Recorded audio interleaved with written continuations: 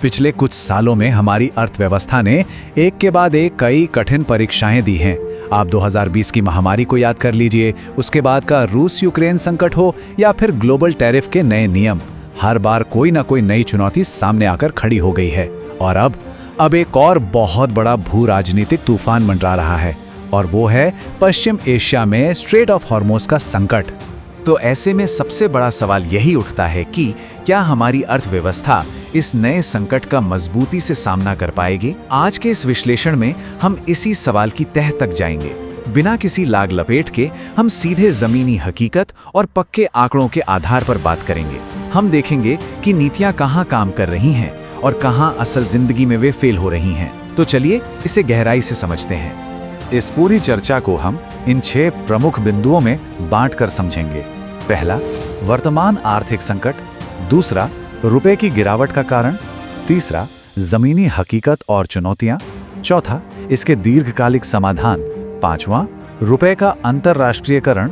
और आखिर में भविष्य का आर्थिक परिदृश्य। तो शुरुआत करते हैं हमारे पहले बिंदु से, वर्तमान आर्थिक संकट। आखिर ये नया संकट है क्या? जरा सोचिए, हालात कितने संगीन रहे होंगे कि प्रधानमंत्री को महज 24 घंटों के भीतर 2 बार सीधे देश की जनता से अपील करनी पड़ी। ये बिल्कुल भी कोई आम बात नहीं है। इस अपील में साफ साफ कहा गया कि भाई विदेशी उत्पादों का इस्तेमाल कम कीजिए, पेट्रोल डीजल बचाइए, कम से कम 1 साल तक पारिवारिक कार्यक्रमों के लिए नए सोने के गहने मत खरीदिए, विदेश यात्राएं कुछ समय के लिए टाल दीजिए और जितना हो सके वर्क फ्रॉम होम अपनाइए। इससे आप खुद अंदाजा लगा सकते हैं कि हमारी अर्थव्यवस्था पर इस वक्त कितना भारी दबाव है। अब आते हैं हमारे दूसरे विषय पर, रुपए की इस भयंकर गिरावट का असल कारण। एक बहुत ही डराने वाला अनुमान है कि 2026 के अंत तक रुपया अमेरिकी डॉलर के मुकाबले 100 के मनोवैज्ञानिक स्तर को भी पार कर सकता है। और इस पूरी समस्या की जड़ में है हमारा विशाल व्यापार घाटा। सीधी सी बात है, हम दुनिया को सामान बेचते कम हैं और वहां से खरीदते बहुत ज्यादा हैं। आपको जानकर हैरानी होगी कि हमारे कुल आयात का 31% हिस्सा सिर्फ 4 चीजों पर खर्च होता है, और उसमें से भी केवल कच्चा तेल और सोना ही करीब 28.5% से 29% तक का भारी भरकम हिस्सा निगल जाते हैं। इस आंकड़े की विशालता को थोड़ा और करीब से समझते हैं। वित्तीय वर्ष 2026 के लिए सिर्फ कच्चे तेल का आयात $134 बिलियन और सोने का आयात $72 बिलियन रहा। कुल मिलाकर $206 बिलियन। ये कोई छोटी मोटी रकम नहीं है। ये वो पैसा है जो सीधे हमारे विदेशी मुद्रा भंडार से निकलकर बाहर चला जाता है और हमारे रुपए की कमर तोड़ देता है। यही वो सबसे बड़ी वजह है कि सरकार बार बार इन आयातों को कम करने पर इतना जोर दे रही है। लेकिन अब बात करते हैं तीसरे और बहुत ही अहम पहलू की, जमीनी हकीकत और चुनौतियां। देखिए, बंद कमरों में नीतियां बनाना और जनता से अपील करना एक बात है, लेकिन उन अपीलों को हकीकत में लागू करना एकदम अलग। उदाहरण के लिए वर्क फ्रॉम होम की सरकारी अपील कोई ले लीजिए। आईटी और फाइनेंस सेक्टर के लिए तो ये एकदम परफेक्ट है, लेकिन जरा उन मजदूरों के बारे में सोचिए जो मैन्युफैक्चरिंग प्लांट में काम करते हैं, या वो लोग जो रोजमर्रा की खुदरा दुकानों चलाते हैं। उनके लिए घर से काम करना तो सच में बिल्कुल असंभव है ना। इसलिए देश के एक बहुत बड़े हिस्से के लिए इस अपील का कोई खास मतलब नहीं रह जाता। और सोने की खरीद वाली बात, ये तो सच में एक बहुत ही संवेदनशील मुद्दा है। लोगों से सोना न खरीदने की अपील का सीधा असर इस उद्योग पर पड़ता है, जिससे लगभग 3 करोड़ परिवारों की रोजी रोटी जुड़ी हुई है।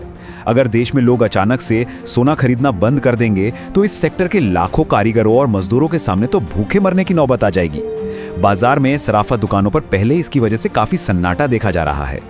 अब जरा पेट्रोल डीजल की कीमतों का ये दिलचस्प गणित भी देख लीजिए। 2022 में जब ग्लोबल मार्केट में कच्चे तेल की कीमत $120 प्रति बैरल तक उछल गई थी, तब देश में पेट्रोल डीजल के दाम आसमान पर थे और आम आदमी ने भारी भरकम टैक्स चुकाया। लेकिन 2023 से 2025 के बीच जब यही कीमत गिरकर आधी यानी $58 तक आ गई, तब भी घरेलू कीमतों में कोई बड़ी राहत नहीं दी गई। इसका सीधा सा मतलब यह है कि आम जनता पिछले 4 सालों से उच्च कीमतों के हिसाब से ही अपनी जेब ढीली कर रही है, जिससे खजाने में तो भारी राजस्व आया है, लेकिन जनता को कोई फायदा नहीं मिला। तो अब आगे क्या? चलते हैं हमारे चौथे बिंदु पर, दीर्घकालिक आर्थिक समाधान।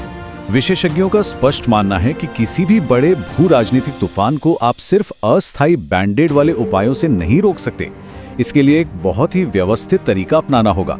पहला कदम ये होना चाहिए कि स्वर्ण क्षेत्र के उन कमजोर कारीगरों को सरकार की तरफ से आर्थिक सहायता या सब्सिडी मिले ताकि वे बर्बाद ना हो। दूसरा और सबसे जरूरी कदम कच्चे तेल पर हमारी इस खतरनाक निर्भरता को जड़ से खत्म करने के लिए चीन की तर्ज पर इलेक्ट्रिक व्हीकल यानी ईवी क्रांति को बहुत ही आक्रामक तरीके से बढ़ावा देना होगा। और तीसरा, अपने घरेलू विनिर्माण क्षेत्र को इतना मजबूत करना होगा कि हम आयात करने के बजाय निर्यात करने वाले देश बने।